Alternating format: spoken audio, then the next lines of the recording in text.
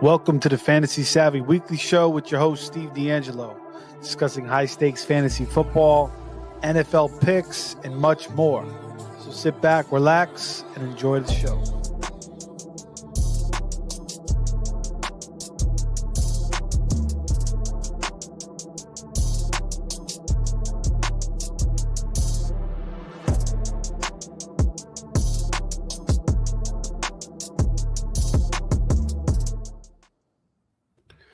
Okay, we are back. The 2025 season has ended. Bad ending for Joe's Patriots. I'm sorry about that, Joe. Maybe we'll talk into it as we get into this show a little bit. But tonight's show is going to be a basic, recap of last year. We're going to go over a draft board in the NFFC and kind of break down round by round, and each guy is going to go into some lessons learned based off those players and where they were taken. And then we'll talk about where we project them to go this year. And maybe we'll bring up some of the early best ball boards as well. But yeah, I mean, this is something that you want to do every year. You want to reflect on the past season so you don't make those same mistakes twice. You want to take your notes so you are fully getting prepared for the new season and you are ready to dominate in the new season. So here we are. We are, second or third week of February. Free agency is going to start in a couple of weeks. So this is part one of the lessons learned. We'll come back with one other part next week, and then we'll start diving into, the player news and the free agency. And, maybe we'll pull up some best ball drafts, but welcome everybody back to the show. We got Joe, we got Dan, we got Josh, we got Mike. We are missing our boy Joey. Yeah, not here tonight, but he will be back soon. Also, guys, we'll have some March Madness stuff. The NCAA tournament selection Sunday is basically 1 month away. I got to start gearing up for that. So we'll have some shows coming up with that in the next couple of weeks. So appreciate all the listeners. Like, subscribe, share, all that. But let's get into it. How's everybody doing tonight? Joe, if you want to just, talk about, maybe real quick about the Pats, if you had any thoughts, or you want to just skip and get into this draft board. So yeah, I'm not surprised that they lost. I thought that it would have been a closer game. Just on the surface, the offensive line played terrible, specifically the right side of the line. Seattle came in with a really good defensive game plan. They dialed up a bunch of good blitzes. The Patriots didn't have an answer for, and that's kind of where I think the Seahawks beat them, is right there at the line on both sides of the ball, and they got it done on the ground with Kenny Walker. Sam Darnold did a good job not turning the ball over, and ultimately was the difference in the game. And it sucks the Patriots lost, but at the same time, we didn't expect them to make it that far. We knew that they'd be slightly improved, and in my opinion, I thought it was more than a 1 year rebuild. So overall, successful season for the Patriots. Hope they can add another weapon on offense. Not necessarily go after Max Crosby, although that will help as well. But I do think that they need a little bit more help on the offensive line, and maybe a true number one wide receiver that's not quite as old as Stephon Diggs, I guess. And, the future's bright. Drake May had a great season. He slowed down a little bit. He turned the ball over in the playoffs. Who knows how injured he was. We know that he was on painkiller injections going into the Super Bowl. So we don't know how much that affected him, but I do think it certainly had an effect. And, it led to a subpar playoff performance on his half. So, but all in all, great season for the Patriots. I'm proud of them, and already looking forward to 2026. Yeah, I think you got to be happy with that. First year coach, May's second year. I mean, obviously you want to come away with the Super Bowl ring, but you guys have been very, very blessed. Seattle's just a really, really, solid team. I mean, Darnold played great. and their defense and their coaching was great. So, yeah, credit to them. I don't think we have to expand it too much more. I think at this point, everybody's kind of ready to kind of start gearing up for the 2026 season. So we'll start with the first round here. This is a draft in Vegas that Dan himself and Josh drafted, coming out of the 4 slot with some big names here. Obviously, some high stakes guys, a prime time. What is this, $1,800 or $2,000 entry? $1,800, something like that. I think. Yeah, 1,800. So, big bucks. If you win your league prize, you get a good prize, and then you enter the championship round. But is anything here, Joe? I'll start with you again. First round, or actually, Dan, I'll start with you here. Anything in the first round that you want, a specific player that you want to talk about? Maybe a lesson learned that you can get into, and maybe apply. What their projection is going in 2026. Sure. Kind of started off. This was just set the setting here. This was Thursday morning of opening day, so this is very late in the draft season. And one guy I'll talk in particular that me and Josh talked about all off season, and we made a stance, and that was at pick 8, Christian McCaffrey, and we just didn't want to take on the risk this year. And if you took the risk, you have to take risks to win these kind of leagues. You just don't win it with the average guys. And we would have never taken him at 4. We were happy with CD. Looking back, I would have always taken CD Lamb there in that spot. I love Dallas this past year, and wasn't the worst pick in the world, wasn't the best. But Christian McCaffrey, I don't remember where teammate finished, but Josh, I think they were first or second, even with Lamar in there. But Christian McCaffrey was the key. And then even adding on to that, I am always a big wide receiver first guy. I want 5 of my first 6 picks, usually 4 or 5 of 6, something like that. And I loved what Team 8 did here. They bucked the trend out in Vegas, and they took McCaffrey with Jonathan Taylor, and that drove them all year long. That's 2 of the top, 4 running backs. I know Taylor kind of finished a little bit down, and then obviously they went crazy with receivers afterwards and hit a couple. But Christian McCaffrey was the key. And me and Josh, we looked through, I think we had 11 draft boards we looked through this week, and we seen McCaffrey go early as like 4 or 5, Josh, but we seen him go in the middle of the second. So those guys willing to take that risk, it paid off. And I don't know who that guy is this year, but it just shows that you have to take risks to win these leagues. And sometimes it works out and sometimes it doesn't. Yeah, I mean, you got to have balls. You got to make some ballsy moves for sure. Christian McCaffrey, it's going to be interesting to see now, how people feel about him after all the usage once again. But where do you see him going this year in drafts? I mean, I guess at certain points last year he was kind of sitting around this spot. Maybe he pushed up to the top 5 sometimes. Where do you see him now? Do you think he's in the top 3 or top 5? I've been seeing him go 5, 6, 7 in really, really early drafts. Once again, I'm going to be a year early on getting off of McCaffrey. I know Joe had the gentleman on the pod about a month ago that talks about the rule of what is it, 380 or 400 or whatever it is. A curse of 370. 370. That's just too many touches for me. But I'm definitely going to take Gibbs and Bijan over him. And then there's about 3 receivers I'm taking before I'm even considering him. But he's probably going to go earlier than I'm comfortable with. But he's going to go 5, 6, 7, 8. And he's the kind of guy that's going to buck the trend. And once again, somebody's going to take a risk, and they may hit a home run with him. But I think he lands probably really close to that 8 spot in that 5, 6, 7 spot. Okay. Josh, you were also at this draft. Anything you want to talk about in the first round, or do you want to move to the second round? Anything, whatever sticks out to you.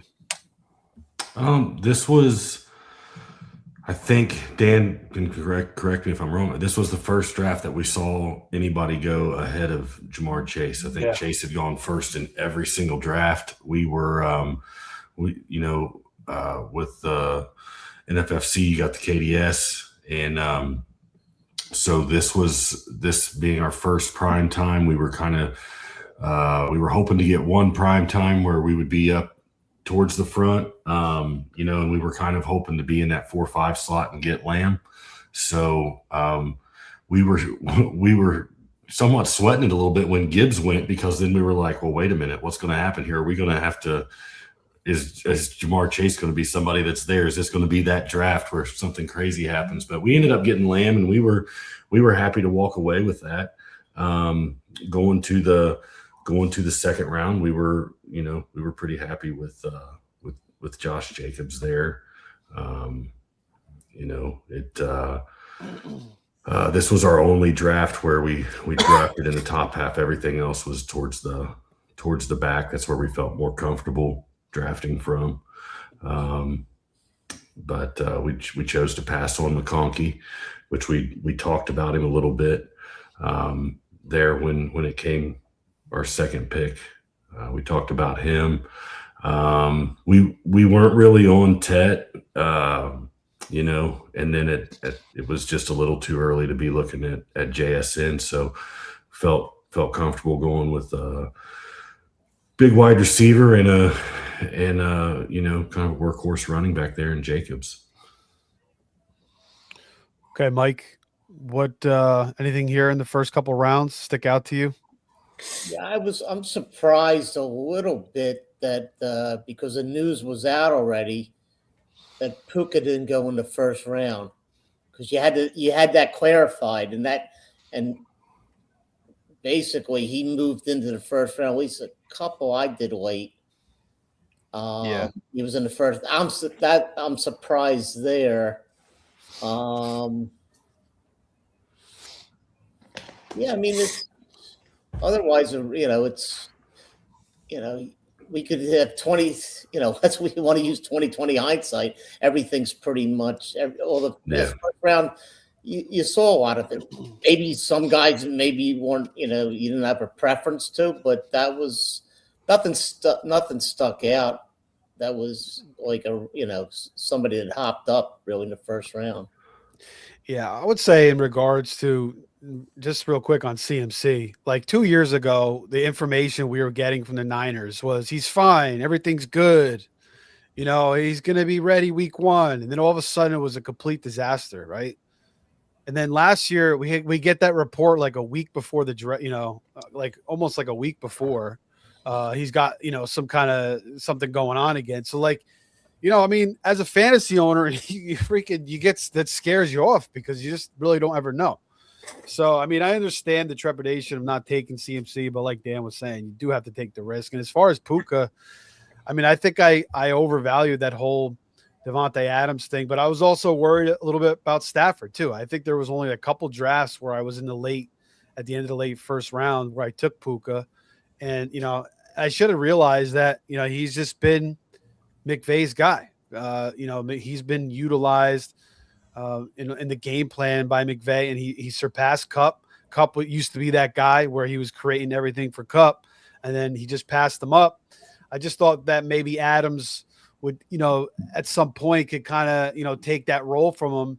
And we were kind of seeing that actually at some, when Adams was kind of getting on a roll, and then he missed 4 or 5 weeks towards the end of the year. So that could have, and that really elevated Puka even more. But I mean, Puka and the Stafford combination is just elite. So Joe or Mike, I'll go with you first. Where do you see Puka going this year in draft? Yeah, I just think in Puka, also, I wasn't like I said. I think it was just Stafford. I mean, that was the confusing thing where basically the guy didn't have he really didn't have an injury, and it was talked about, and all of a sudden, you got clarity. Basically, the end of August. I'm not sure what the date was, but that should have put him in the first round, basically in any draft, in my opinion.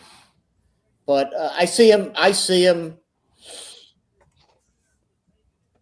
don't know. It depends on forever. I think he could be anywhere from, on a normal basis, 4 through 7, 4 through 8.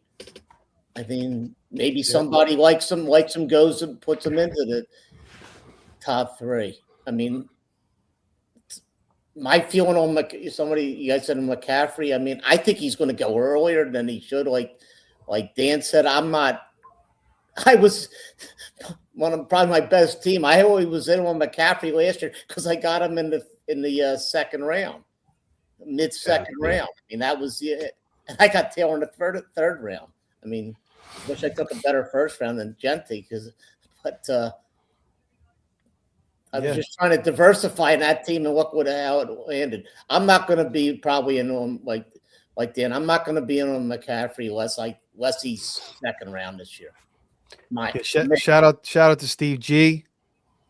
Coming back on the show early in February. True diehard. He's gearing up already. He says he took Puka in the Platinum round 2 on Saturday. Was strange he didn't go round 1.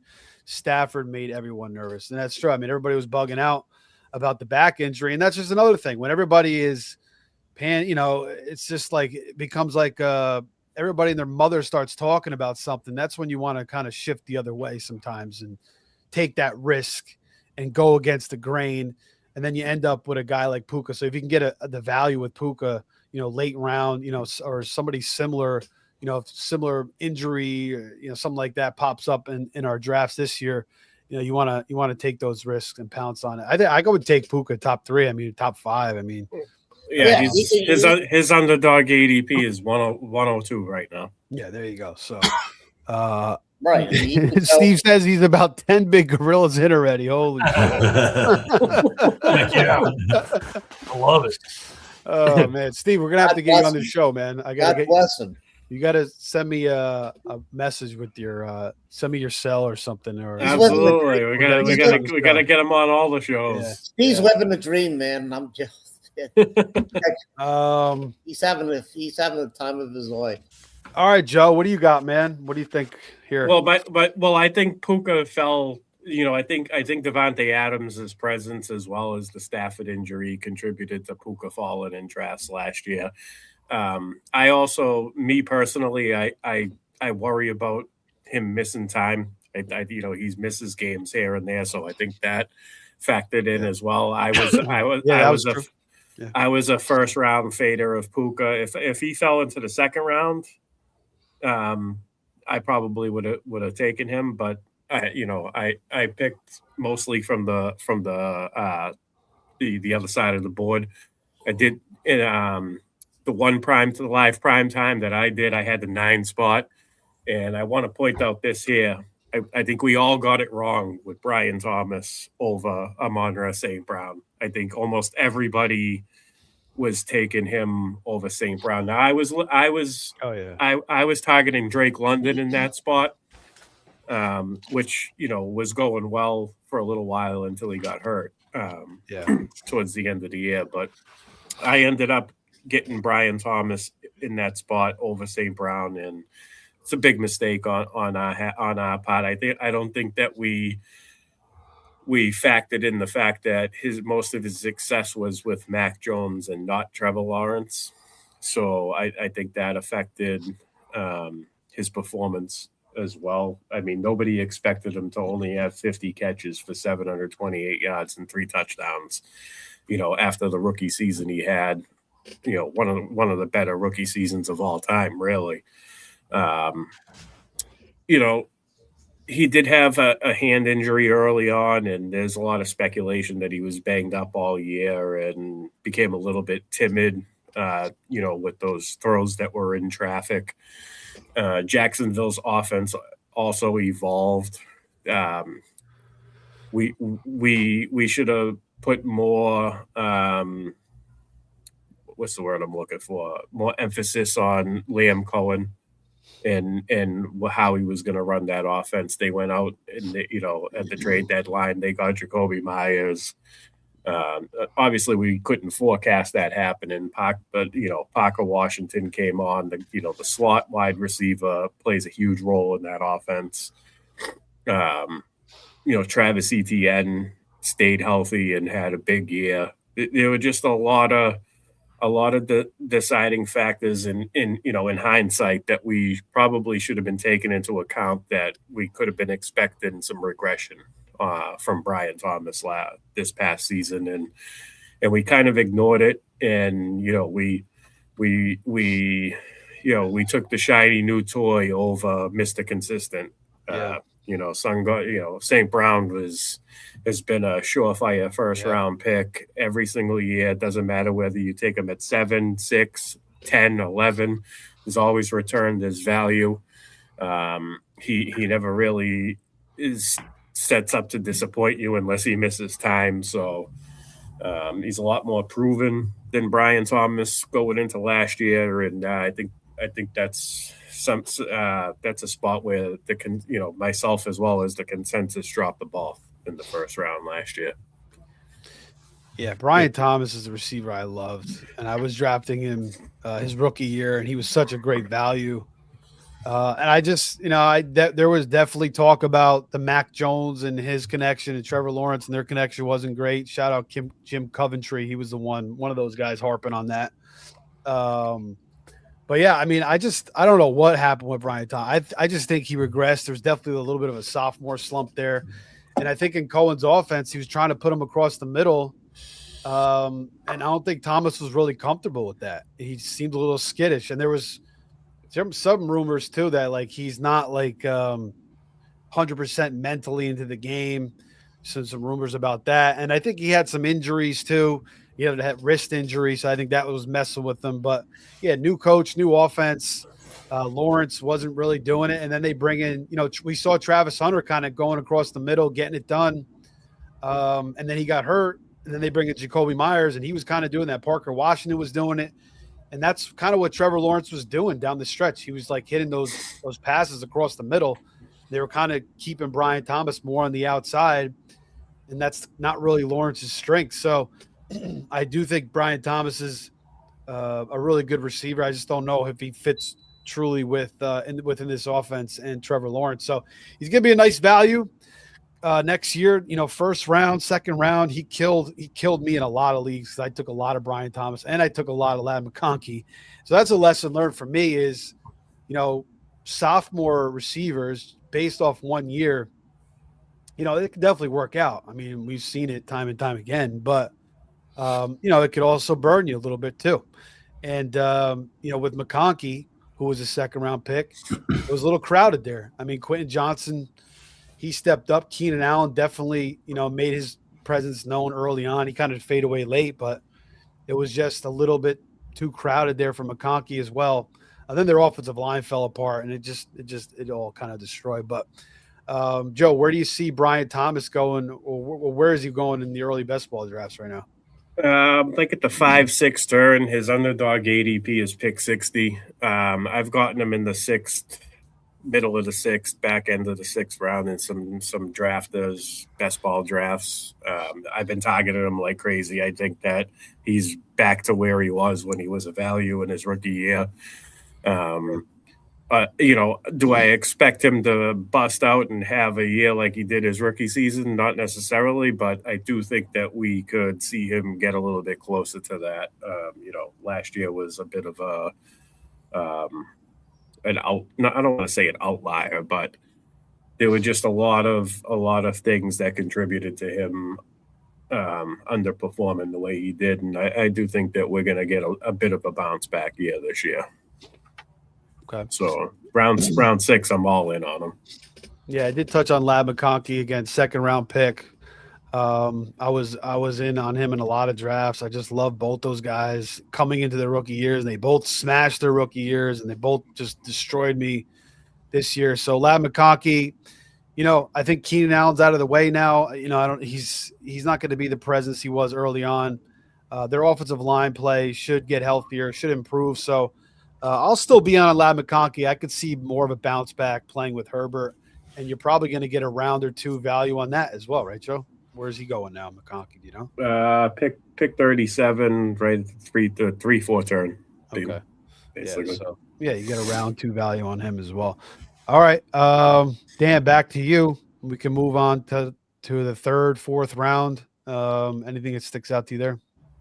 I was going to slide down just a little bit farther. Or you could stick with the second round too, first round if you want to. I was going to go a little farther, and I can feel Josh rolling his eyes at me as I talk already. But you look at this draft for us, and it didn't work out as perfect, but the theory behind it was right last year, and we did it in pretty much every draft. You look at the pink in there. We were grabbing 2 quarterbacks past round 8, 9, and pretty close together every time. Usually a kind of a high-risk guy with a more stable guy.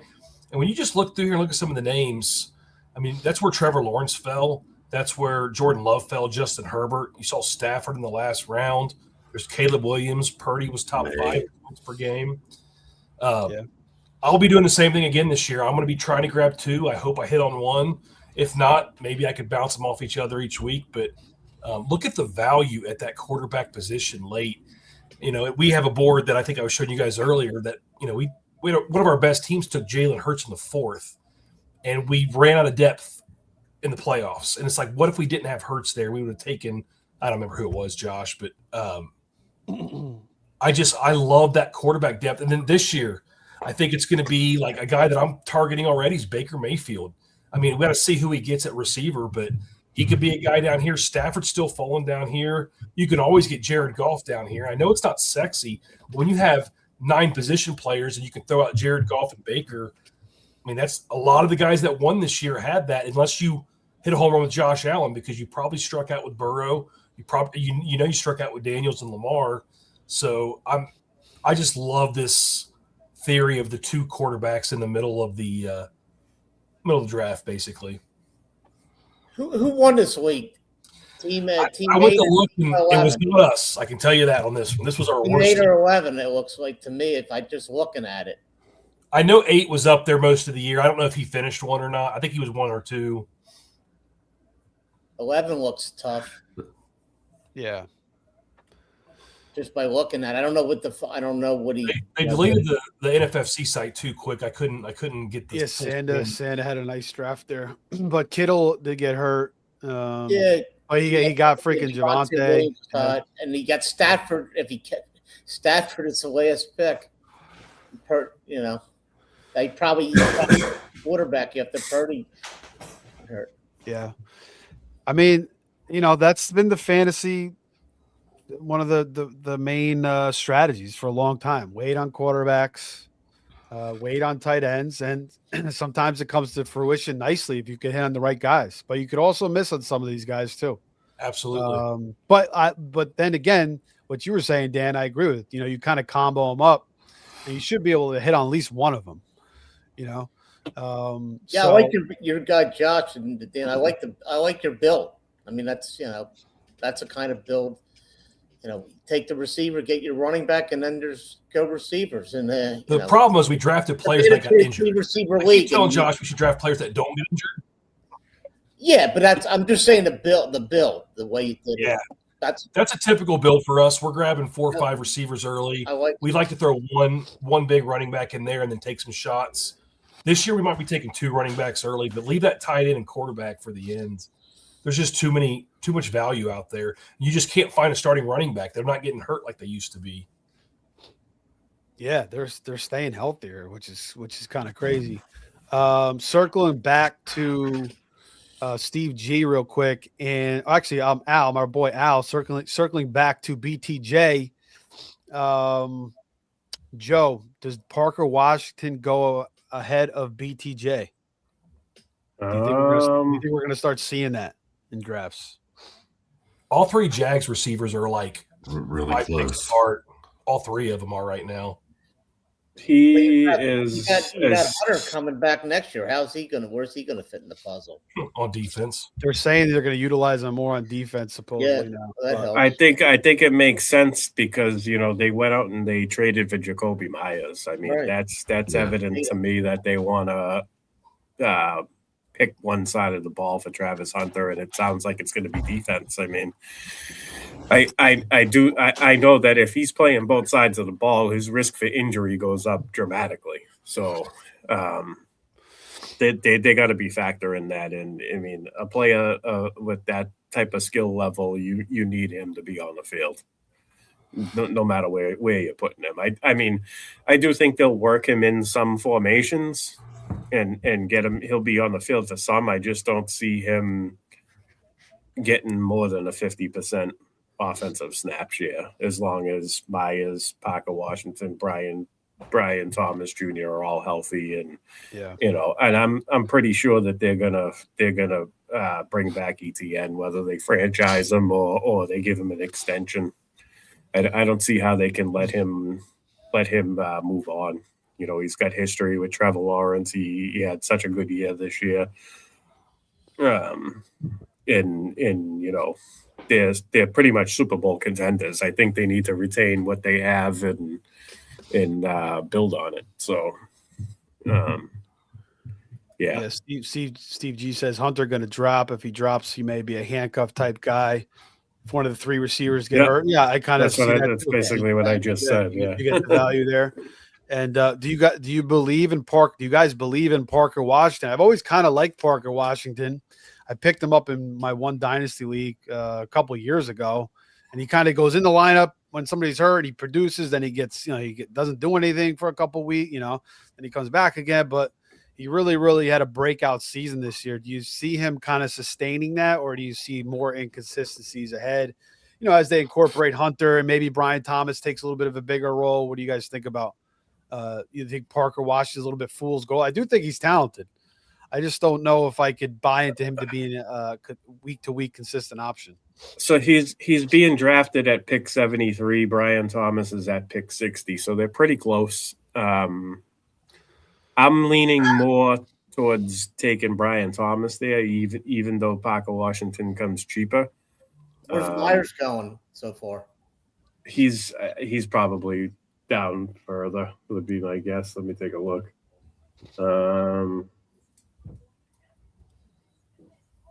Jacoby Myers is. I don't even see him. He's going at least after pick. Okay, so Travis Hunter's going in the 13th round. I must have missed Myers somewhere. All right. But what was that? I had a thought. I was in the middle of saying something. If I'm a dynasty player, I'm trying to sell high on Parker Washington. I got offered a second round pick for Washington. I don't think that's high enough. Joey Brown, Joey Brown. Yeah, but you're not going to get him for a first. No way. No. But so our guy Joey Brown got off it. He showed me a trade, and I told him I actually think if you wait till the season starts and you wait for a big game out of Parker Washington, then try to sell him, you could get more. But he was offered a third rounder and DJ Moore for Parker Washington in a fourth round. Oh, so swapping. So he was yeah. I would do that too, but I honestly think you could get more, and that's why I say if I'm a Parker Washington owner, I'm finding somebody that's believing in him, that likes him, that maybe already threw a feeler offer out at me, and I'm trying to sell him high. I don't think he can sustain. The way the numbers he was putting up towards the end of the year last year, especially if I'm a believer that Brian Thomas is going to have a bit of a bounce back year. But it's hard to tell because you don't know what, like I said, obviously we think they're going to keep ETN, but if ETN moves on now, I like Parker Washington. I'll move him up, and how I feel about him, but because there'll be less mouths to feed in the passing game. We haven't discussed. I mean, the tight end is still, he's got to be in the equation. A lot of mouths to feed up there, Jacksonville at the moment. Yeah, so I mean, he's obviously going to come with some inconsistency, in my opinion. Yeah, I mean, I thought a late second or middle late second was kind of good value for him. I don't think he's worth the first. So I feel like somewhere in the second round. I mean, if somebody's going to give you DJ Moore in the third round, I mean, I would do that. But some of these leagues, you guys know how. I mean, I've only been playing in one dynasty league, and I just joined two more last year, which are much more trade active. But the original one I'm in, some of these guys just don't ever want to trade. There's maybe 3 or 4 guys that will trade with you. The rest of the league is just kind of shot. They don't want to deal with you. So I guess it depends on the league too, how willing guys are, to trade. So Josh, give us another player here. Well, I'll go with Pearsall there in the fourth. Me and Dan, we took him in another draft, I think right about in that same spot. didn't pan out. Had injury early on. I think was he injured at the end of he was injured in training camp, and they expected him back like the first couple weeks, and it just never. If I remember right, he was in and out of the lineup a lot. It was like the CMC deal from the year before or something, and so he flopped. DK was pretty much a flop there in the second round. Igbokwe was great early on, but then after I think it was week 6, I don't think he hit double digits again the rest of the year if I remember right. So it's going to be interesting to me to see where Igbokwe goes this year and how he is he more of the guy from the first 5-6 weeks that we saw, or is he going to be what we saw in the second half of the season? I know he played hurt for a few weeks, and I don't know if that held him down or not. He's interesting to me. Ridley was another guy in that 4th round range there that we got in another draft that obviously he was just a complete bust this year. Ridley, Sutton, and Pickens at one point I think was going like rounds 4, 5, and 6, those 3, and you could get those guys there, and it was awesome. And then by the time we got out there to Vegas, you see Pickens was all the way up in the 3rd round, and Sutton's right behind him, and then Ridley's right there in the middle of the 4th, and there was no value to be had. So we thought, now Pickens, he really boomed. But we went with Garrett Wilson, and we were completely fine with that, especially through the first 5 weeks, and then he suffered an injury, and that was somewhat the end of him. But he would have been fine if he stayed healthy. Yeah, he was doing real good for us those first 5 weeks. So in that round, Igbokwe is probably, I guess, the one that him and Pearsall are the 2 guys I want to see what they do next year. Now the Bucks, they move off Liam Cohen, then they bring in that dude Josh Grizzard. He's gone now. He didn't really do a good job because Mayfield regressed. Their offense regressed for sure without Cohen. But now they bring in Zach Robinson. Who, we'll probably maybe do a show on all the coaching changes and how it affects. But, he was coaching him when Mayfield had that short stint with the Rams, and then he went to the Falcons the last couple of years. Similar, a lot of 13 personnel, 3 wide receivers. So I think in some ways this probably helps Baker. And maybe it's an upgrade here at offensive coordinator. What do you guys think? Anybody got any thoughts on that? I guess I can't answer on that one. I don't have enough. I don't know enough about that particular coach. Yeah, I mean, I just feel like it can't get much worse than it just. I mean, he started out hot, and then he just kind of fell apart. I mean, I know he lost Evans. And that could have been why Igbokwe got kind of started hot and faded down the stretch too. But I kind of thought, I think Igbokwe's good. Is he is he on JSN's level? They're similar players, so I don't think he can reach that level of JSN. But I kind of underrated JSN when he came out, and Igbokwe's a similar player. It's like these slot guys that don't have the best speed. They've kind of deceived me. Like Amon-Ra St. Brown was a guy that I just didn't think he was going to be that good. I mean, he was a 6th round pick, and he just wasn't fast, and he was just like a slot guy. But I mean, he was just featured in that offense, and he just does everything so well. He just catches everything. He knows how to get open. He knows how to play in zone against zone defenses. So, that's kind of the way of the NFL. These slot guys are kind of taking over.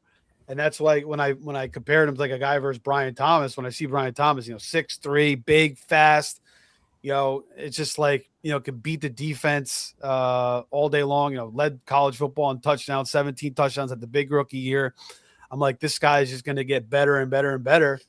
And sometimes guys that, don't have the speed, just play more solid. They have the hands. They're not afraid to go across the middle. They're not afraid to do the tough, hard work. And you get that featured role in an offense that Amon-Ra had.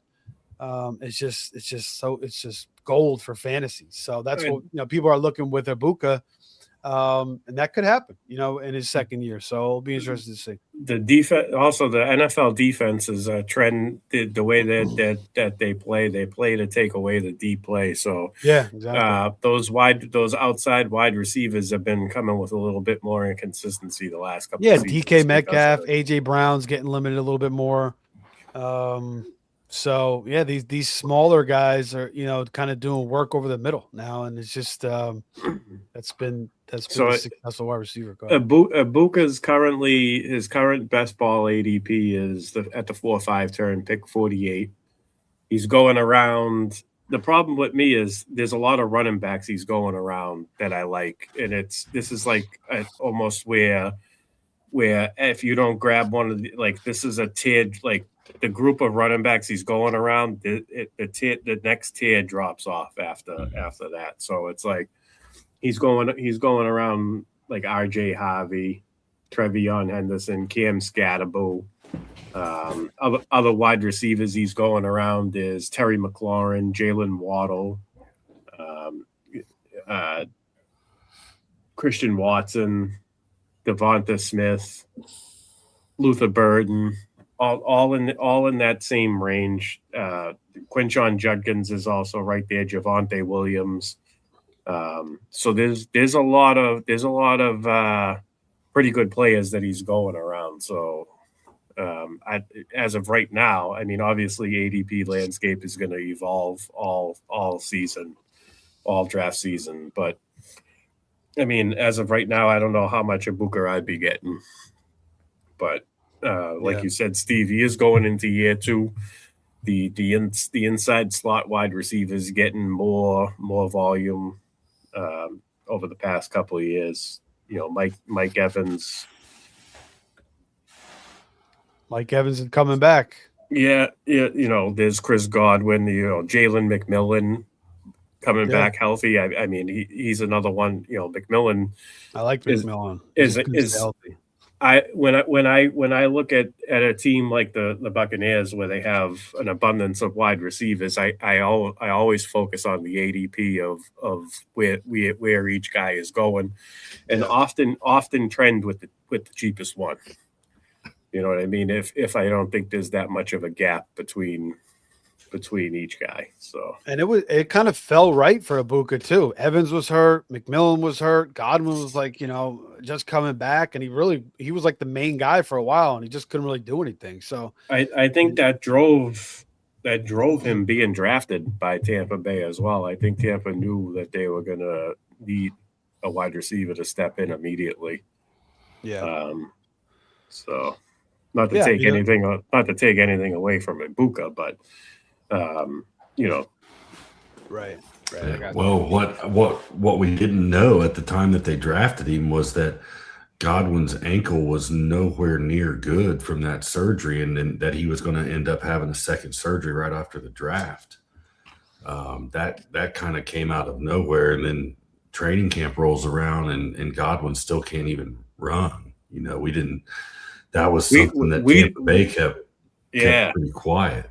I was going to say, we didn't know that, but I have a feeling they did. They did. That's why they went and got him, But talking about JSN real quick, I can't remember if it was during the Super Bowl or if it was leading up to it, but they were showing some clips of him running his routes, and the dude is just incredible because he has no lean in his shoulders when he runs a route. Like his upper body doesn't have a tell to right, left, whatever.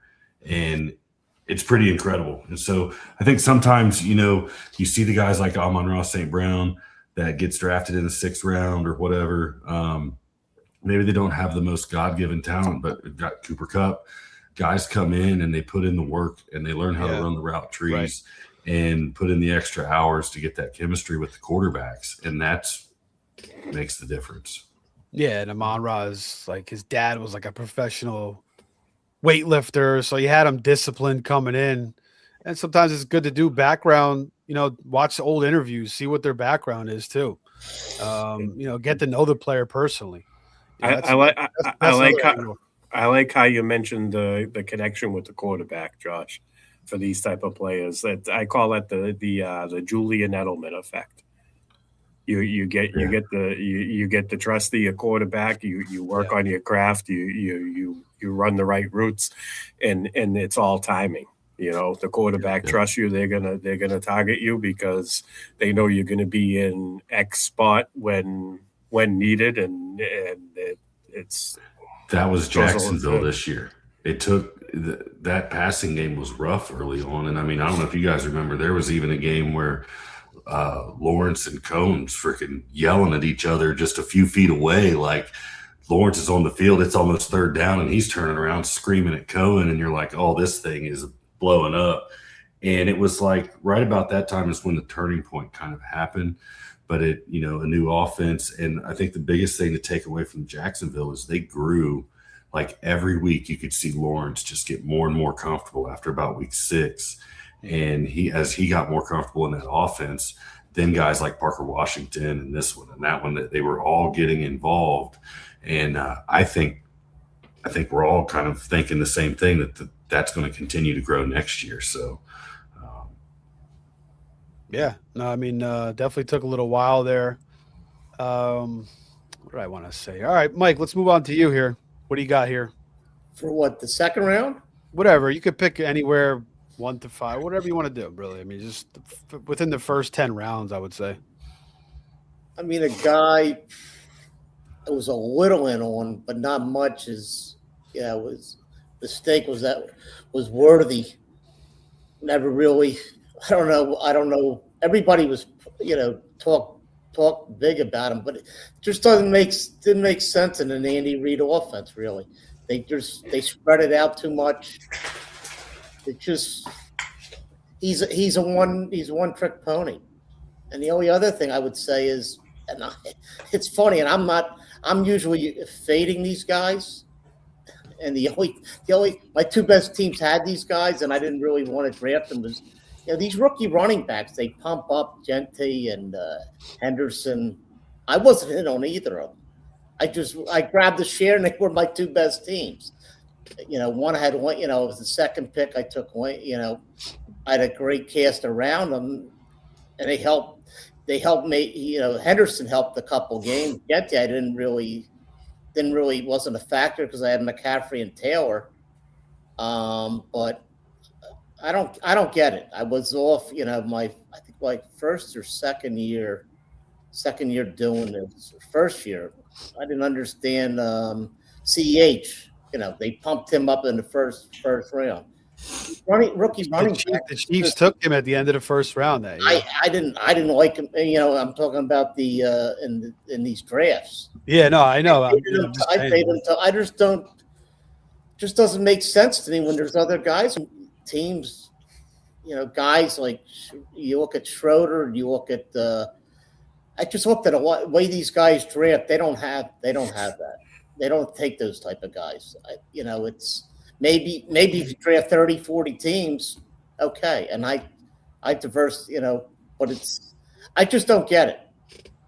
Yeah, well, I think the thing with Henderson, I'll never get it unless a guy's like, I don't know, Adrian Peterson type. And he goes. Well, I mean, you have like the Zeke Elliott. Zeke Elliott went off in his rookie year, right? And yeah, but the game was a little. He went to the team was set for him. Yeah, I mean that's a rare circumstance. Sometimes they hit, sometimes they don't. I think with Henderson, the problem is if you were getting him later early on, I think that's fine. But when he was starting to get steamed up, and everybody was getting overly excited about him, I think that's when if you were taking him in the third round like he was going here, and some people were reaching for him, because they just wanted to get a share of him because some of these guys playing a lot return in the preseason. And I think that too. There you go. So you should know better than that. I mean, remember that rookie running back had that huge run in the preseason. I think it was Javid Best. I remember he had like that, or Abdul. It was either Amir Abdullah or Javid Best. One of them had like a 60-yard run in the preseason. And I remember, I was in an auction draft with a bunch of on CBS Sportsline, with some like experts, and I juiced up Javid Best or Abdullah based off that. This was like maybe 12 years ago or something. And I remember the guy was giving me shit for it at the time, but he was right. He was definitely a little more experienced than me at that time, and he was right. I was definitely overly excited about it. So sometimes that happens. You get a little overly excited about some of these rookies, and especially when you're on X and these dynasty. There's so many opinions on all these rookies, and people just get so excited. So you got to just kind of calm the noise and just calm down and follow your own process. So I like what you're saying there, Mike. Genty, I mean, I like Genty. I mean, I think there's no doubt about it. Like, he's definitely the best rookie running back. I just think his situation, nobody could have anticipated how bad it was. I mean, the offensive line was so bad, and Geno Smith was a complete disaster. So, and some people were saying that Sam Darnold wasn't even an upgrade over Geno Smith. So, I think that one was just, but you run the risk of that uncertainty. So, I think he's going to be. It's good, probably different this year. I'm just talking about the rookie year. Yeah, he I know. Wasn't going in. He was very talented. He wasn't. If he was going to the Cowboys or so, a team where, a high-powered team like the Bank, whatever, where they Raiders he would have. Then that's a different situation. But usually these guys get drafted. They're going to bad. They're getting drafted early because they're bad teams are going to. Right. I think Michael almost said high-powered teams like the Bengals. Did you? Yeah, that's what I'm saying. They are high-powered. Let's go. We're almost to March, and things like I'm starting to get hyped again about this. Yeah, but I think that also just talking. I think if Burrow, you could see everything. All those guys got affected with the Burrow injury. The bad part for Genty was Chase Brown was a player that was drafted late first round. Late second round. Early second round. What have you?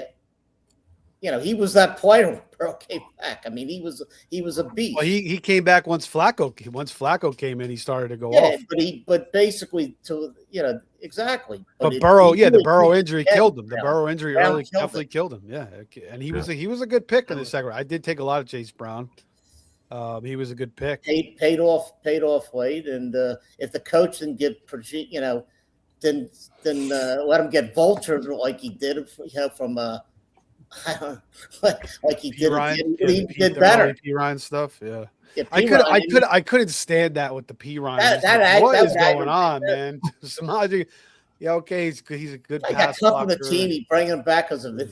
He's all of a sudden he vultured a couple key touchdowns. If you had him down the stretch in the playoffs, probably would hurt. Definitely hurt you.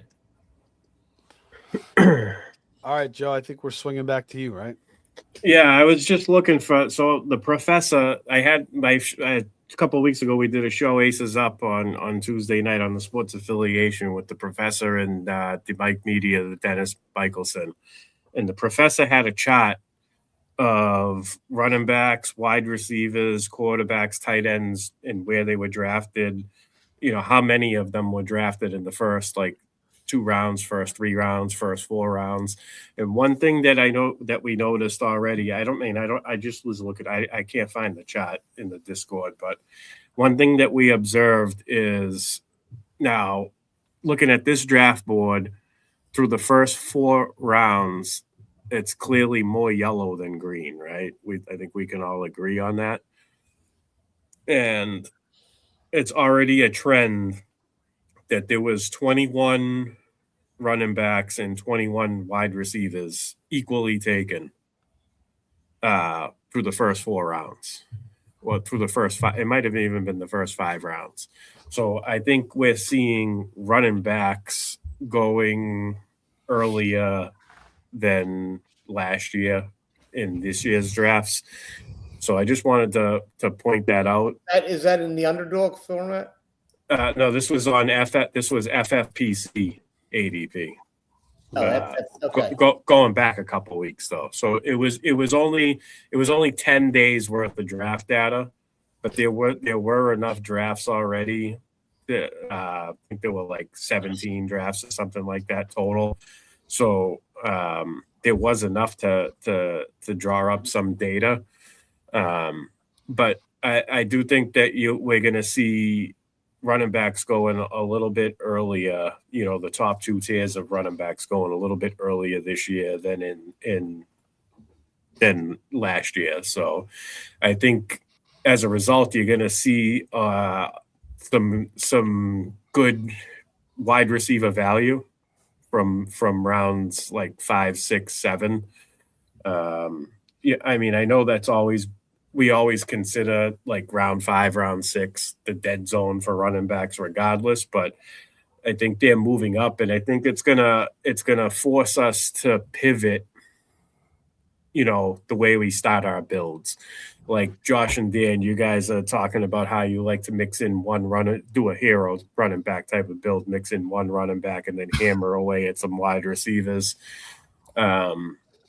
So just going by the early trend. I mean, obviously things can change, but I think that we're going to have some more options on how we want to start the foundation of our build going into 2026. There's some early observation. So the only thing I would say on that, you're saying it'd be interesting to see the NFFC because it's a 3 wide receiver mandatory. Right. That would be and it's also not tight end premium, so you're not getting tight ends in. That'll be interesting if you're seeing that trend, what you're saying happen in the NFFC. Right. I'd be surprised if it did to that effect, just because of the mandatory 3 wide receivers. My point is, I think who knows. I think you're going to see a lot, more. I mean, looking at this board here, there was 1, 2, 3 teams that started with 2 running backs, Right. And I don't think anybody has 3. So we're going back. We're going back to going into the 5th old round. school fantasy more and more the past couple of years with the running back. So Yeah, when me and Dan met Joe at the Fantasy Football Expo, we had just got done spending about an hour with Jim Coventry, and Dan started talking to him.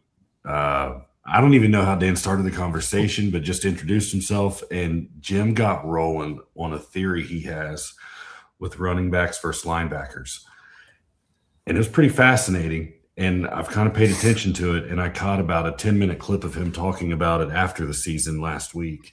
And if you get a chance to listen to Jim talk about how the average weight of linebackers is down about 12 pounds versus what it was like 3 years ago. And that's why he believes that running backs are going to be injured less and take less of a beating because the linebackers are getting smaller and faster. So they're not delivering the big hits and this and that.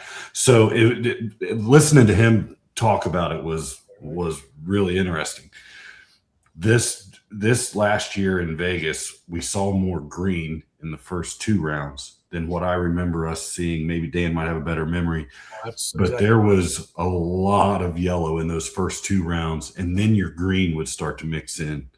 But now the running backs are making more of a charge into those first 2 rounds. I think it's going deeper. I think it goes deeper now. I think we're going to see it more this year, and probably a few more jump up into the 3rd round because we're starting to see where that value's at.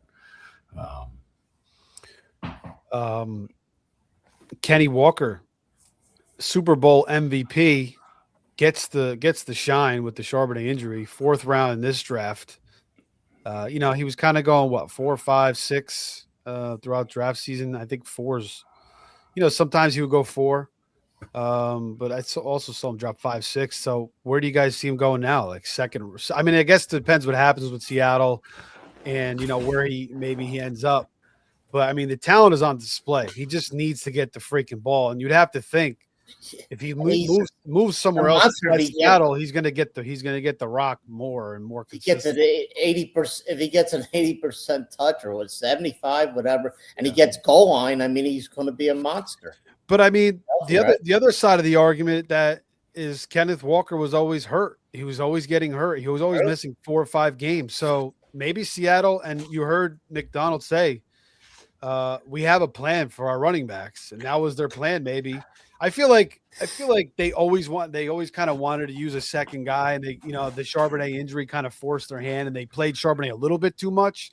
Like they should have displayed Walker a little bit more, but maybe they really did want to save him for the playoffs because they really wanted to leash him in the playoffs. But I think if Charbonnet was healthy, wouldn't have. But my point is that basically kept him healthy, and so. Maybe with more usage, he's a little bit more injury prone, but maybe he figured some things out. He's a little bit more of a veteran now. He understands his body better too. So, yeah, I mean, I think, do you guys feel comfortable taking him in the second, third round in these early drafts? Depends where he's going to be next year. Yeah, but I think even right now, I mean, would you take him? And in the role that if he has a bigger, he's going to. What was the split with him and Chardonnay before he got hurt? It was like 50-50. It's pretty close. Not if he's getting. If I know he's. The thing that was hurting him was Charbonnet was getting the goal line carries. Exactly, that too. No, that was the killer because Walker would have like 2 or 3 big plays, and he had a bunch of big plays that were called back by penalty because I watched a lot of Kenneth Walker this year, and then Charbonnet would get the 2-yard touchdown. I'm like, this is the cheesiest fantasy football role, and I was contemplating quitting fantasy because of that. I'm like, you can bank on the talent so much, and the coaches just putting this cheeseball shit, and you just can't stand it. A little bit of freaking crazy. Leroy Owen used to do that shit. Oh my god! Right. Look at the splits with Walker and Charbonnet versus zone and man. Walker was primarily used in the zone schemes. I think he's going to be part of the committee again. Wherever he goes, he's not good against man. He's only good against zone. He's not a great pass protector either. Yeah, but he has improved. Steve G says Walker to the Texans. I like that. Might look good back here with Chase Brown in a backfield. I just feel like any team that brings him in, they're going to want to feature him. They're not going to – I don't know about a split. I mean, is he going to split with freaking – if he goes to the Texans, he's not going to split with not what these teams are going to have to pay him. That's the thing. Like, what they're going to pay him. I'm already forgetting names. That's rated. Running backs aren't going to get paid this year. There's too many of them out there. He'll probably get paid though. But if Breece Hall stays with the Jets, if ETN ends up staying with the Jaguars, there's going to be some team out there that's going to end up paying, to get him. If he leaves, I would franchise him. He has no choice. I'll tell you, he's going to be in Seattle the said they're not franchising him. They just restructured Mahomes' contract today. They open up big money. Kansas City's going to get somebody. Save a bunch of cap. They do it every year. They restructure Mahomes every year. Yeah, I did the money they freed up. I did a Madden franchise. I did a Madden franchise. They show you can restructure all these contracts and you save so much cap money. I think down the line it kind of burns you, but like in the short term, it's going to cost like $100 million in 2 years. Yeah, but in the short term, it really frees up a ton of money. Worry about it in 2 years. That's what I'm saying. They're going to get somebody. They're going to right. Then you make another move. Like you just keep like playing with down the road. Yeah. My Patriots started that trend with Tom Brady. Mm-hmm. Yeah. The Rams are really good at it too. How high would you guys take Trey McBride? I mean, he's just a model of consistency. I just feel like he's such a money pick. I mean, do you guys see him falling off at all? I mean, without Jacoby Brissett, and I don't know what the Arizona's going to do on offense, but I mean, he's just such a presence. I mean, if Jacoby Brissett can do it, I mean, I feel like most quarterbacks should be able to do it. I know he kind of suffered from not scoring with Murray, but would you feel comfortable taking him like top 8 in the first round? In the NFC, or top 12 in the first round at all? Can do the problem about you move up like Bowers did. This problem in the NFC. There's specifically. Yeah. When you take a tight end that early, I don't care who it is. You're first of all, we're drafting against 90% of the guys they're top players, and you just miss out when you got to have 3 wide receivers. That's tough. That's a tough to do. That's a tough bill. I mean, you got to get real. To me, you got to get real lucky. Well, I don't think you have to necessarily get real lucky, Mike. You just have to avoid injury. You have to sustain the depth of the rest of your roster throughout the season.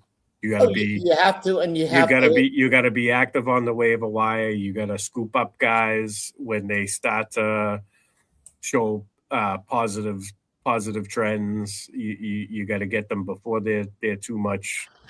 They cost you too much fab. You got to consistently be recycling your bench spots, and that way, when something happens to one of your early to mid round wide receiver picks, you have a backup plan. Oh, yeah, sure, you can get a team like that. But if I looked at the builds, specifically the prime time, you don't see.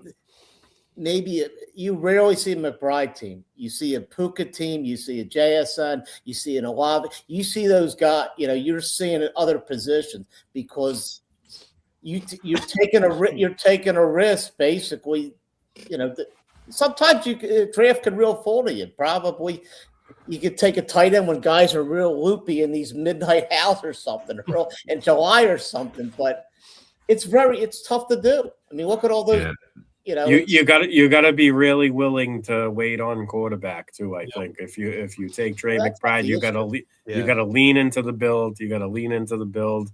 Be willing to target a quarterback late and have conviction on that quarterback that he's going to hit.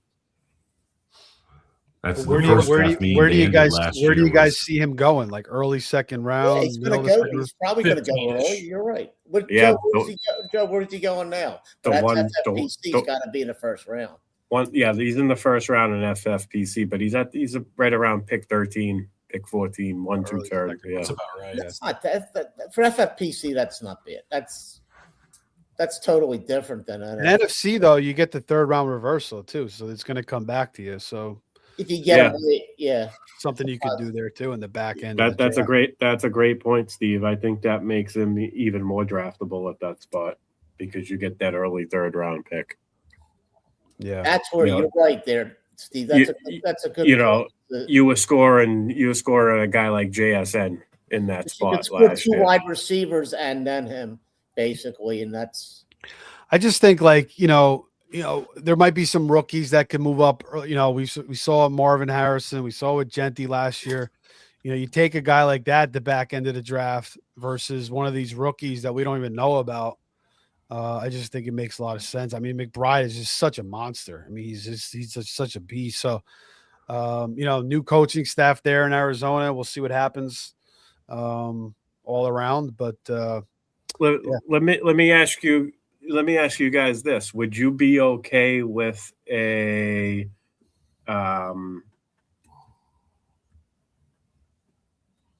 James Cook, Trey McBride, Chris Olave, Josh Allen start from the back end? Where's Olave going? Because that's achievable. Yeah. Olave is going the beginning of the third round. Yeah, that sounds good to me. I don't know if I'd want Olave per se, maybe somebody else, but I mean Olave's not terrible there. But I do like the Cook Allen stack with McBride and. I mean, I wouldn't want Cook and Allen, but together. But otherwise, well, it's Olave, Nico Collins if he falls. Otherwise, it's like all running backs in that range. Ted McMillan, you could reach for Ted McMillan. It would be a reach at that point. Yeah, I don't. But it's not a bad reach because there's no chance in hell that he makes it back to you at the end of the fourth round. So. Right, exactly. But if you're okay with that type of a start, I mean, I think Trey McBride is 100% draftable there. Obviously you don't want to go be too heavy on him. Because if I could get 2 wide receivers and him in the back of the third round, then 2 receivers that I'm comfortable, then I would do it. Then I would possibly do it in the NFFC. If I could see it, depending how I get the second, I get the second round pick, whether I'm drafting 10, 11, or 12. It would have to be Justin Jefferson. I could see the board. If I could see the board instead of James Cook, and then you take a running back where I was mentioning McMillan or Olave, and the running backs in that range are, Josh Jacobs, Bucky Irvin, Brees Hall, Kenneth Walker. I mean, it's So, All right, Dan. Are we back on you now? Let's Sure. go through one more round, I guess. Then we'll wrap this baby up, and we'll have part 2 next week sometime. Go ahead. Well, since it's called Lessons Learned, something that me and Josh have really been working on, and this is a late round, last 2 round kind of thing. If you're not doing best ball, correct me if I'm wrong, guys, but in the NFFC, every league where you set a lineup has the look-ahead game, right? Even if you drafted in April or May. Mm-hmm. right. What I mean by Right. that is this year we had the Thursday game of the Eagles and Cowboys. Friday we had the Chargers and Chiefs. I wanted to point out Team 12 took Quentin Johnson. I think it's round 16 or 16-1. You can also see like Juju got drafted. Turpin got drafted. Me and Josh do a really good job out in Vegas of always taking a couple darts. Like we took Quentin Johnson Thursday morning. He went off for 25 points. We talk about all the time. We lost 2 leagues this year by a total of like 8 points. So points matter in the NFFC, especially when you're on that top prize. So every single spot matters. So if you don't know, I'm sure if you're watching this show, you know about the NFFC, but you get to set your lineup after the games on Thursday and Friday. So when you're drafted in May, June, July, instead of Tobin and Turpin are great. Instead of taking Yoshi, take a charge or take somebody from those first 2 games. We know already Yeah. that Seattle, San Fran, and the Rams. We just don't know who Seattle's playing. So throw your darts out there with a Jake Bobo. I know that sounds funny, but he goes 5 for 50 and a touchdown. You got a starting receiver week 1. You're guaranteeing yourself 16 points. Or you can take it one farther and draft that kicker in D. If it doesn't work out, you can cut him on Saturday before the Sunday games even. So it's really like a no risk with only reward type play. Yeah. I totally agree. That's a good point. But think about that in the summer. We always think about it when we get to Vegas. We don't think about it when we're drafting those OCs in May and June and July, throwing those darts in there in those last 2-3 rounds. Yeah, whose idea was it to take Kareem Hunt in the 19th round? Because that was actually a pretty good pick. Did you guys hold on to him the whole year, or did you cut him early? Yeah, we had him for a while. I think Yeah, that was a savvy pick for sure, the Kareem Hunt. Well, we took him because he was a Chief. Yeah. Maybe he Yeah. falls in zone twice. That's a great point, Dan, because I'm looking at the back end here, and I see Jaquez Hunter. Like instead of taking one of those third handcuff running backs, second or third on the depth chart for their team, that was getting some preseason hype. You go with somebody from that Thursday night game. And like you said, this year it costs you nothing. Wednesday, It costs you Thursday. nothing. It costs you nothing to drop them from your roster Yep. before the season even starts. And it's not like you wasted any value. Talking about the 17th, 16th, 18th, 19th round. All definitely all great points, guys. All right, Josh, back to you, man.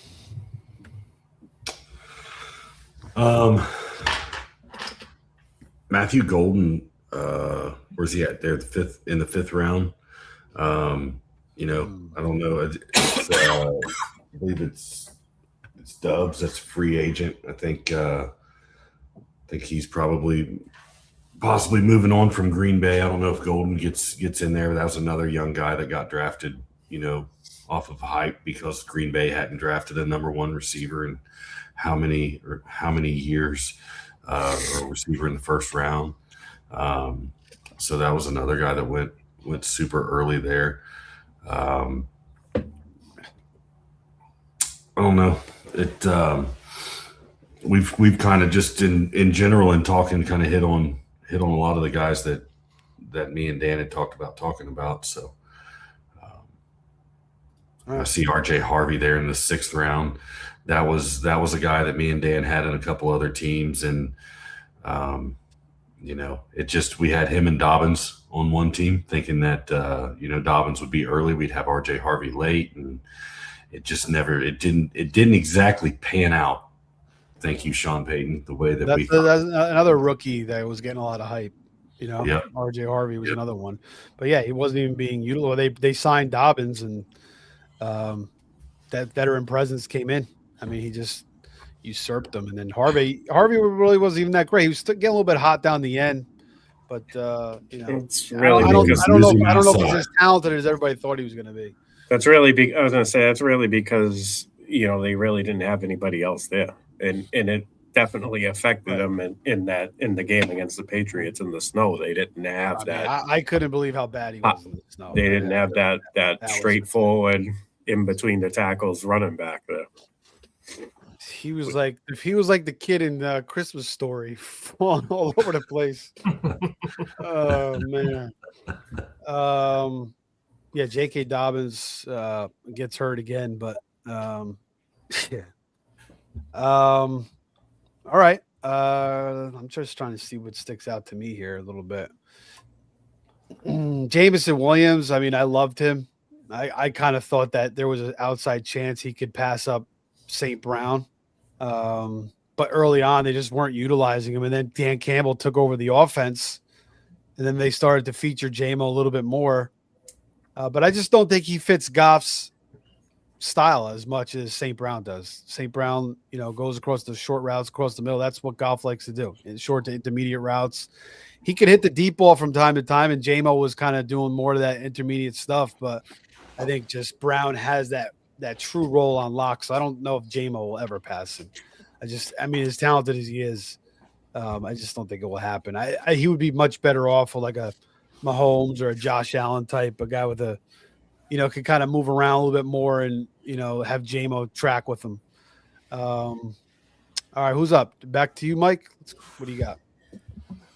Just looking at the board, I mean, Rashid Rice, I just didn't understand where this draft he went 5th. I saw him earlier, July he went a lot earlier. I mean, again, I wasn't a believer in him, but the one team I took him in the 7th round. After I had both Dallas wide receivers and both Eagle wide receivers, and starting, I think I had Trevi, but I just didn't understand. I mean, this guy's a great drafter. I mean, he's a great player, but it doesn't make sense when a guy's going to miss 7 games. You knew he was going to miss 6 games, and then the bye. It was basically a given. When you need points and you're just giving up a guy that you're drafting 3rd, 4th, even 5th, that's tough to overcome. I mean, and I like this guy's draft if you look at it, but then, it's sure you're going to hit, one of his wide receivers didn't hit, and then, the running backs was, it's tough to do. I didn't buy it really, and I don't. And a lot of people when they talk it, I try not to. I really try not to listen to, and I did. The funny thing was, I took him. Again, when I took McCaffrey, I took him late in the took him in the 2nd round. When I took a guy, and I didn't like McCaffrey last year. I was a fader, and I got Rice here, and I didn't even use him. I basically had to bench him anyway. After and he didn't help me at all the first 6 weeks, and then the bye week. So you're missing him 7 games. I just think I stay away from injured guys. Coming in like an Ayuk and stuff. And I think I just avoid it all because I don't care, he comes usually this is pro football, coming back from serious injuries, and then you gotta play at a level, to be productive. It's tough to produce. Do you generally avoid injured guys all the time, or do you take some shots here? I mean, all the time. I didn't buy the and I think 2 years ago, what's the guy everybody liked what's the guy Brooks from Carolina, the rookie in Texas? Jonathan Brooks coming off the ACL. I didn't take him at all. I was taking Hubbard, and I kept basically. I just don't. You can have those. This is professional sports. This is not coming back. You're coming back, and you got to perform at the best, especially when you're a rookie. In that case, and the running backs in particular, they need their legs is that's their lifeline, really. Guys that hold out. I stay away from guys too. I'll live with it. Holdouts too, yeah, good point. All the power, you're gonna find your Adrian Peterson. The only guy basically you can really look at and say, yeah, that guy was it was a miracle. He's not human. But that's most likely you're gonna. All those guys that drafted Ayuk, I forget when he was going. It was just wasted money, wasted capital, really. Yeah, I mean, you definitely want to avoid as many landmines as you can. So avoiding injury guys. The year before, right? Right. Let somebody else take the chance on them. You want to take some chances here and there, but you got to be careful. I mean, I know I've done it a lot of times, and most of the time it doesn't work out. Like I've done the NCAA pool for years since I was 12 years old or whatever it was. And I remember Ty Lawson, I took the one time. He was out for the first game or two, the guard from North Carolina. And he went to the finals and he was awesome. But then I did it like Joel Embiid. And, I remember I did an NBA playoffs drafts last year with Giannis or 2 years ago, and he was hurt the whole. So sometimes, you just get burnt and it just kills your whole team because you're taking these guys relatively pretty high too. So, yeah, you want to avoid those landmines. Sure, you're going to hit once in a while, but that's the percentages say you're not. I think exactly. I agree with you there. All right, Joe, back to you, right? Yeah. One more. Yeah. So my one more point is when I'm looking at these draft boards and then looking at the ADP of the following year, I like to identify some of the players that have a huge gap. And so in their ADP, for an example, one player that sticks out to me is Alvin Kamara. He was he's going in the 6th round last year. This year, his current best ball ADP right now is round 14. That's an 8-round drop off. These are guys that I'm willing to take at that point in the draft, round 13, round 14. I mean, I'm pretty sure Alvin Kamara is going to be back for another year. Kendre Miller is okay, but I don't think he's somebody that's going to take away what Alvin Kamara. He's always hurt. He's Alvin always hurt. Kamara's role. Devin Neal really didn't do much for me, either. But they can always draft or sign one of these free agent running backs. But until that happens, Alvin Kamara is a guy I'm interested in. And another name that sticks out to me is DJ Moore. So he was going in the 5th, 6th round. Luther Burden was going in the 9th round last year. They both completely flipped. Now DJ Moore's into the 9th round, and Luther Burden's up in the 4 or 5 turn range where DJ Moore was. Odunze is not too far after Luther Burden. When I look at this offense, I still see all three of them getting pretty much an equal share of touches. If you factor in the fact that there's constant rumors about DJ Moore being moved, if he happened to get moved into onto a team where they're going to increase his usage, we can get back to that 90 plus reception range, 85 to 90 receptions range. He's going to pay off big time at that ADP in round 9. So I like to, take a look and see who's, the gap between the ADPs over the 2 seasons. A lot of the times you can find value that way. That's a good point. I mean, because when you're saying Moore, the guy I was totally out on, but at the 9th round, the 10th, whatever that point, even if you miss, it's not a big deal there. If you miss, if you miss in the 4th or 5th round, 6th round, that'll hurt your team. But not, you take a swing there, like you said, he might not even be there. That's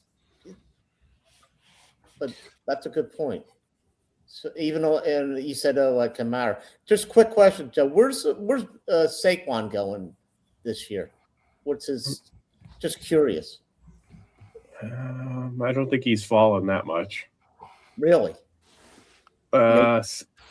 Let me look. Hold on. Late first, early second, I think. It was pick 17. 2-5. Round two, pick 5.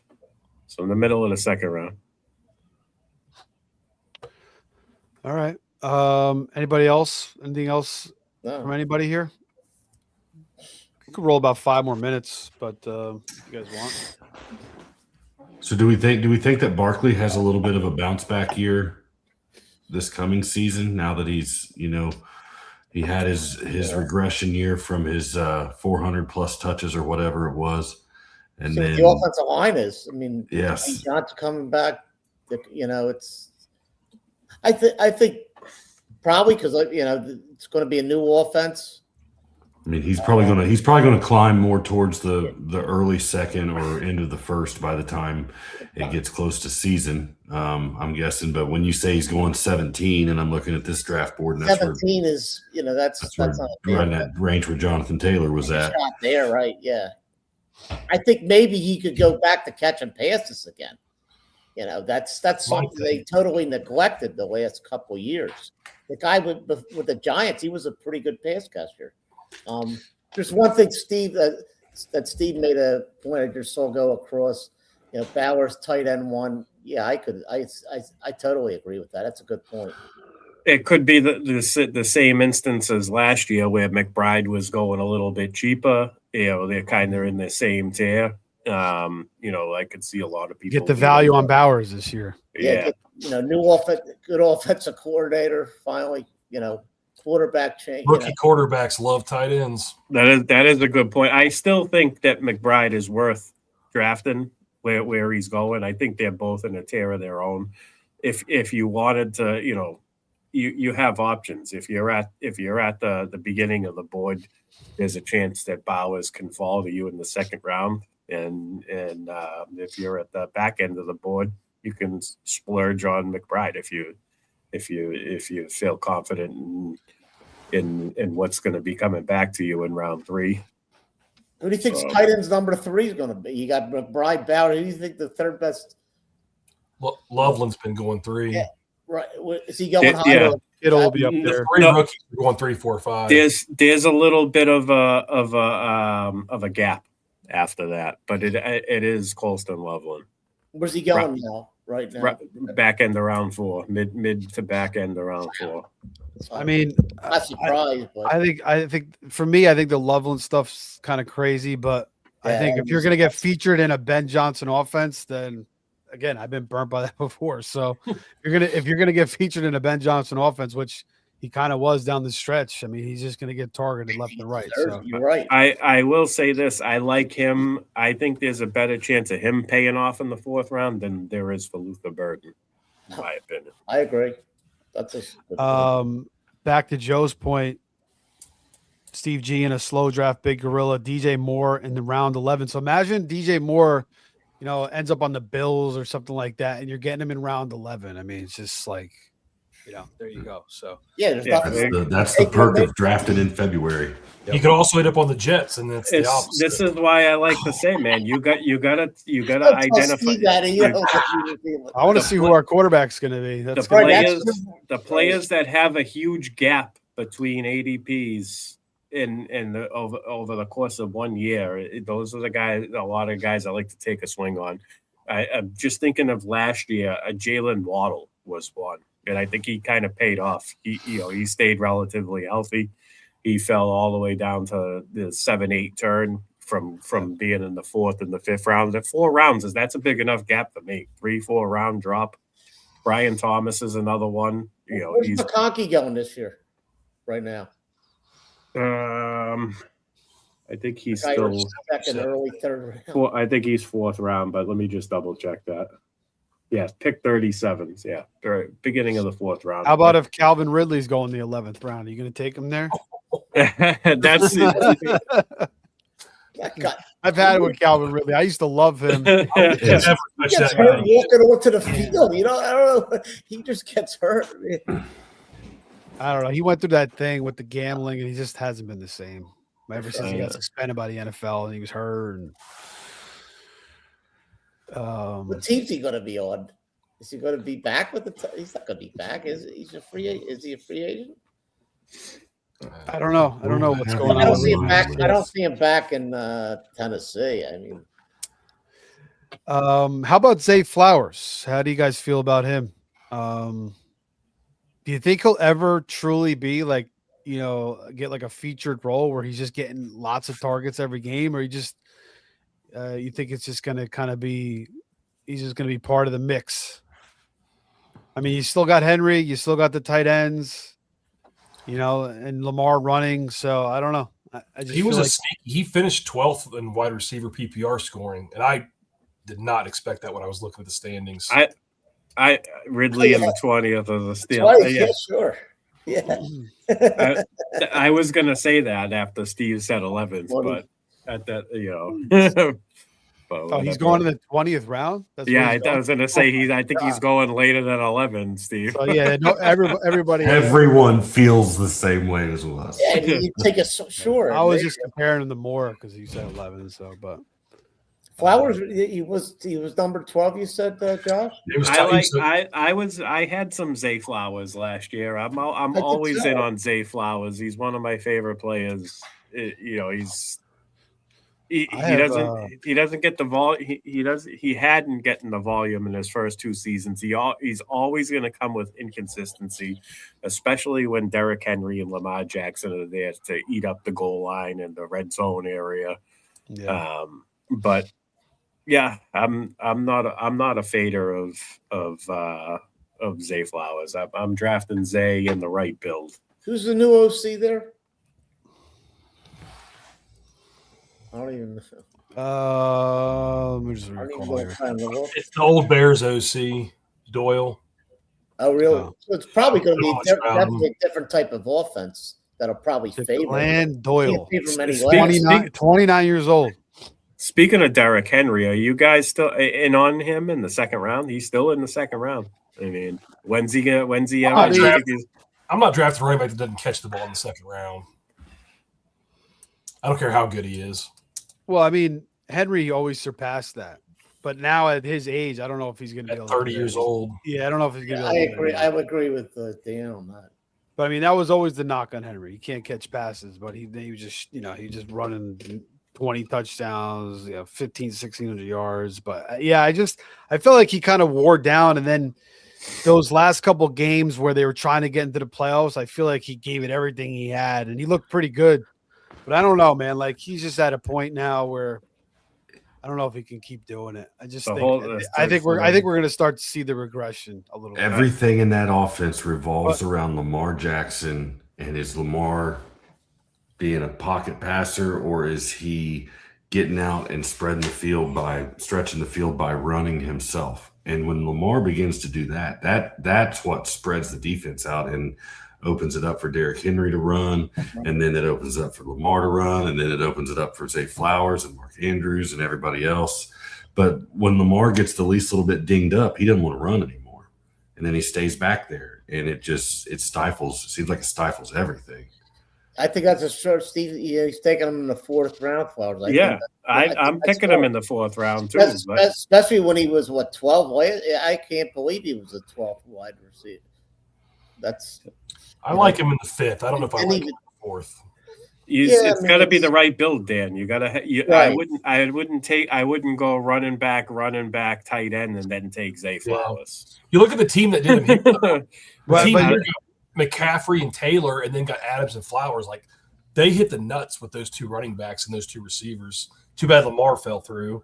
Zay Flowers is like a nice wide receiver 3 to pair up with two other elite wide receivers. He got to get his touchdowns up. I mean, he does. Yeah. He has a lot of yards with not a lot of targets and catches. 1,200 yards and 86 catches last year, 118 targets, just 5 touchdowns. So, but yeah, he finished top 10. I mean, Steve, make sure you send me Stevie G's contact info when you get it too. I want to invite him on my show for sure too. I will. All right. Anything else here, guys? Let me see. Derrick Henry's going to be an interesting one. The point about the late quarterbacks is good. We'll see what kind of combos is going to be popular as we continue to go on here. Brock Bowers versus Trey McBride. The old injured, the older running backs, the James Connors, the Camaras, the older receivers, Mike Evans, the hyped rookies like the running backs that we saw with Henderson and Caleb Johnson. Well, he kind of fell off towards the end. But, the hyped receivers. Matthew Golden was another one. So all things to pay attention to. You kind of have to have your own process. Try not to get too caught up in the hype, and kind of keep a level head. All right. Anything else anybody want to add before we get out of here? It was a great show. Glad. Yeah, it was good. Good meeting of the minds here. It's not only helps you guys, it helps us tremendously too. It helps our process. So it helps everybody. And we'll come back for a part 2 next week with these guys, and then we'll see. We'll see what we're going to get into after that. Again, we're going to have some March Madness breakdowns coming your way as well. Maybe one of these guys wants to hop on. We'll see if they got their knowledge up. I got to get my knowledge up. I mean, we're 4 weeks away from selection. You're asking the wrong guy this year. I'll tell you what. You guys want to do any other sports? You guys want to talk some hockey, NBA, whatever you want to do? I'll start. We're from Southwest Ohio, man. We don't even know what hockey is. I'll start paying attention How far from Columbus are you guys? To the college basketball. Over an hour. Yeah, it's gearing up now. Go Reds! How about that? Yeah, and we got spring training. Major League spring training started. That's next week. Speaking of hockey, we got to shout out my little goalie, my son Cash. His birthday is tomorrow. He's going to be 7 years old. I have to give him a shout out. Happy birthday, 100%. Those are awesome. Homemade pads you got him. I like that. Yeah. Yeah. He was like, because I told him, he's like, Dad. I was like, because we play hockey inside the house. We play a little street hockey. We get the little net. You guys saw the picture.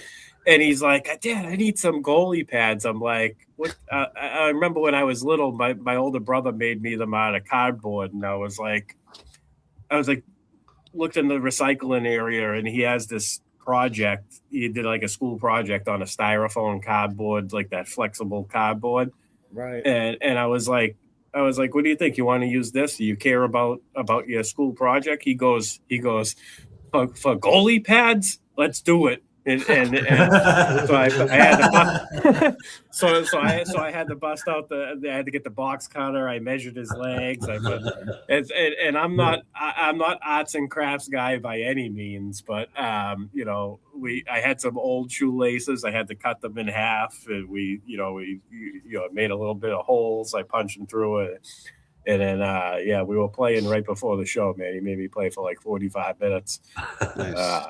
That's fun. Playing goalie is fun awesome, in the house. Yeah. Awesome. I remember I had a short stint playing like roller hockey. We used to use the like couch pillows, like the skinny couch pillows, and wrap them on our legs. Worked good though. Yeah. It was good padding. We just taped the shit out of it around our legs. All right, that was good, boys. Yeah, we'll be back next week. Everybody like, subscribe, whatever you want to do. We appreciate it. Long road ahead before the 2026 season starts, but we'll be here before you know it. So for everybody and myself, take care. Have a good night. Have a good rest of the week. See you next week. See you guys.